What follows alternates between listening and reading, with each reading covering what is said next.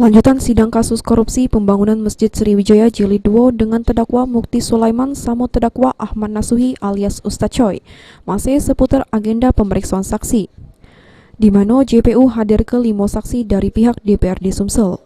Saksi yang dihadir ke Ramadan Baswedan, Sekwan DPRD Sumsel, Emrido, Yansuri, Giri Ramanda, sama Agus Sutikno.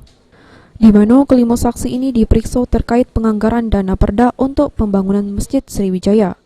Juru persidangan terungkap aman proposal untuk pembangunan Masjid Sriwijaya ini dewek ternyata tidak diselek oleh para saksi. Sudah itu, hal tersebut verifikasinya ada di pihak Pemprov Sumsel. Pihak DPRD Sumsel cuma nyanyo ke posisi proposal sama ngecek syaratnya.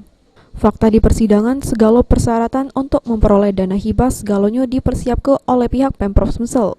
Terungkap aman ada kekurangan bakal disusul ke. Yang dihadirkan hari ini siapa Kak untuk di persidangan jilid 2? Ada 5 saksi dari 4 dari anggota dewan, 1 dari sekwan. Dari persidangan sendiri seperti apa Kak? Keterangan para saksi itu? Ya, keterangan saksi tadi menjelaskan mengenai proses mengenai anggaran hibah ya.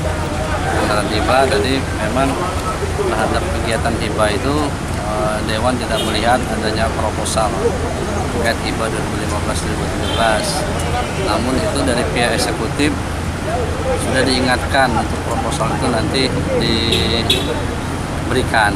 Tapi ya, sampai saat sekarang pihak Dewan tidak melihat proposal itu. Memang tidak ada proposalnya atau? Ya, sedangkan tadi kan memang tidak ada. Benar kayak harus ada proposal yang ditunjukkan dalam proses.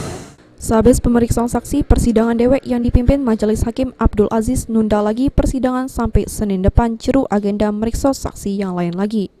Sri Febriandi, PAL TV.